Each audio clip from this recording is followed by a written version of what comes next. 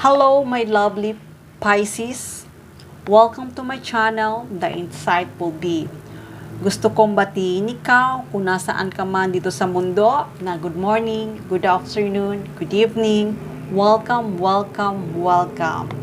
Gusto ko din magpasalamat sa nag-like, nag-share, nag-comment, at nag-subscribe. Thank you, thank you, thank you. God bless you. At sa mga new subscriber, thank you, thank you, thank you. Welcome, welcome, welcome. At sa mga viewers, welcome kayo sa channel ko. Sa hindi pa nakapag-subscribe ng aking channel, huwag kalimutan i-click ang notification button at mag-subscribe sa aking channel para sa mga bagong videos at updates. So ngayon guys, sisimulan na natin ang pagbabasa sa zodiac sign na Pisces.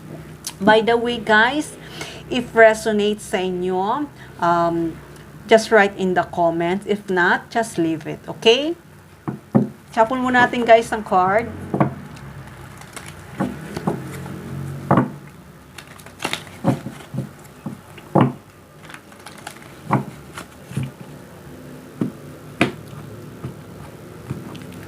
Okay, Pisces. Ano nga ba ang message for Pisces?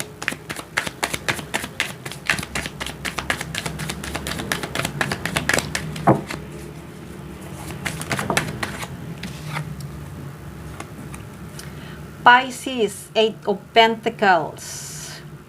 Work, work, work.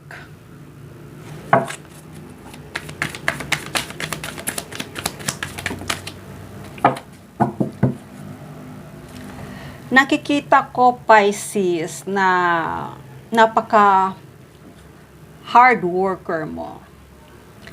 Nakikita ko na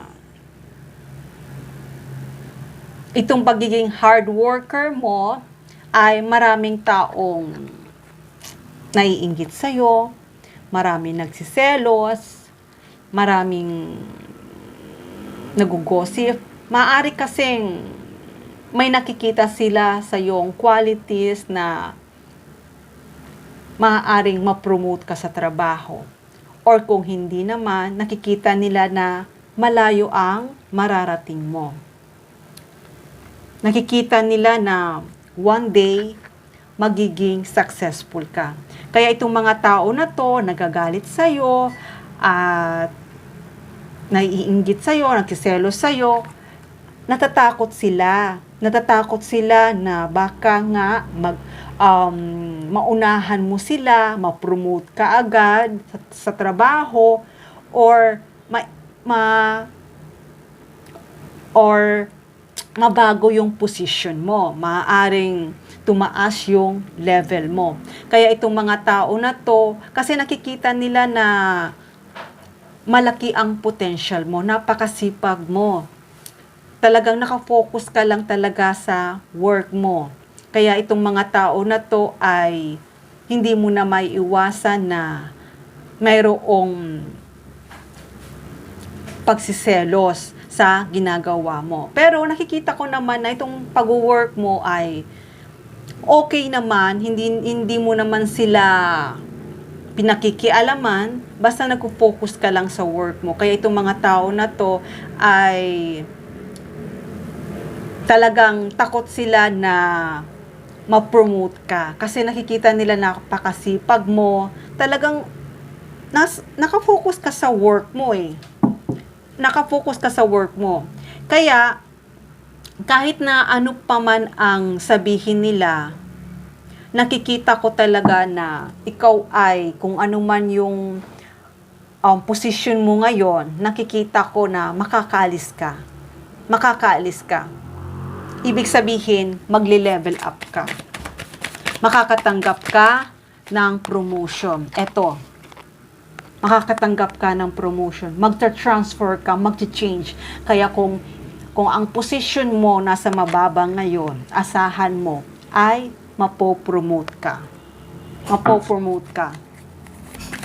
Kasi nakikita ko na matalido ka eh.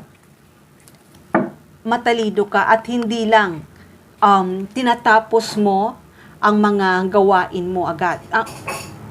Tinatapos mo yung mga task mo.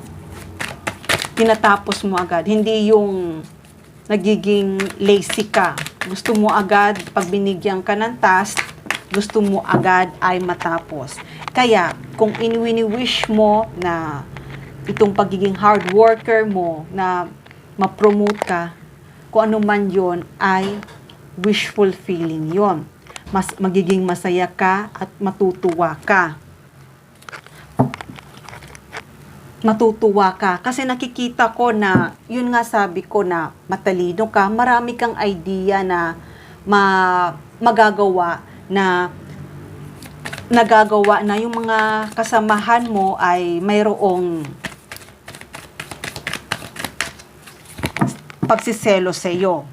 Kaya kung iniisip mo na matatanggap mo ang promotion, oo, itong pagiging hard worker mo, pagdating ng araw, magiging stable ang buhay mo. Kaya kung ano man pinagdadaanan mo ngayon na heartache, kung may mga taong nananakit sa'yo, hayaan mo lang sila. Huwag mo silang intindihin. Focus ka lang. Focus ka lang. Kasi natatakot sila na magbago ang posisyon mo. Natatakot sila na maabot mo ang pangarap mo. Natatakot sila na maging stable ang buhay mo at makuha mo ang promotion at magkaroon ka ng masaganang buhay. Kaya, kung ano man yung kinatatakutan nila para sa'yo, nakikita ko na talagang may promotion ka. Kung ngayon ay nasa mababa ka, talagang magli-level up ka. Magli-level up ka. At masashock sila. Masashock sila sa mangyayari. Masashock sila na makukuha mo tong promotion. Masashock sila na magkakaroon ng pagbabago sa buhay mo. Kasi nakikita ko na paparating na. At handang-handa ka na rin na tanggapin itong promotion na to. Kaya kahit may mga taong gumugulo sa isipan mo, kahit may mga taong kinokontrol ka, kahit may mga tao na toxic na kasama mo, alam ko na hindi mo yon iniintindi. Kasi may mga pangarap ka. Eto, nakikita mo ba to na The Emperor? Nakikita ko na mababago ang posisyon mo. Maaari kasi na maging boss ka o maging leader ka. Basta nakikita ko na mayroong pagbabago. Kung ikaw naman ay napaka-independent mo at gusto mo mag-business, kung sa ngayon ay nag-iipon ka pa at gusto mong mapalago ang business mo, alam ko, nakikita ko ay talagang mag-expand, mag-grow to. Kaya nga yung sabi ko na mababago. Kaya kung may mga competition ka man sa about sa business, natatakot sila na ikaw ay maging maganda yung business mo. At hindi lang yon, magkakaroon ka ng masaya at masaganang buhay kasama ng iyong minamahal. Kaya Pisces, be ready kasi talagang may news na matutuwa ka na lalo kang magiging malakas at lalo kang magiging masigla at lalo kang magkakaroon ng energetic kasi itong paparating para sa iyo ay alam ko na pinakahihintay mo ito. Kaya ngayon, kung ano man yung position mo sa ngayon, nakikita ko ay papaalis ka na. Ibig sabihin, magli-level up ka na. At makakaalis ka kung saan man na dati ay tinitingnan ka nila na hindi mo makukuha yung pangarap mo, pero this time ay nakikita ko na makakaalis ka at na makakaalis ka at na magkakaroon ng magandang outcome. At itong outcome na to ay magiging masaya ka. Magsi-celebrate ka kasama ang iyong pamilya, kasama ang iyong mga kaibigan, yung mga totoong kaibigan mo at saka yung mga pamilya mo na nandiyan para sa iyo.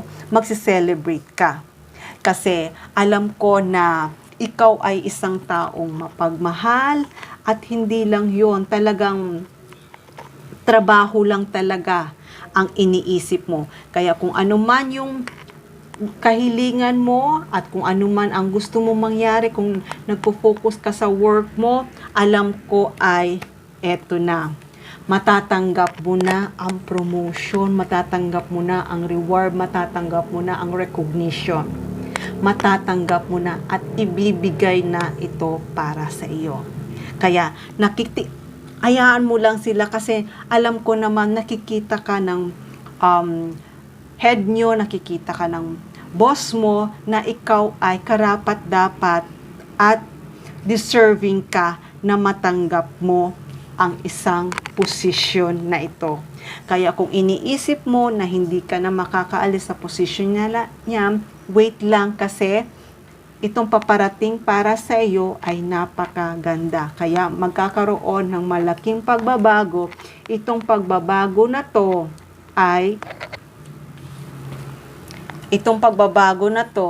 ay magiging stable ang buhay mo at magkakaroon ka ng magandang financial gain. Okay, Pisces, hanggang dito na lang muna ang mensahe na to. Isang celebration ang magaganap. Be happy. Okay? Love and peace. Mwah.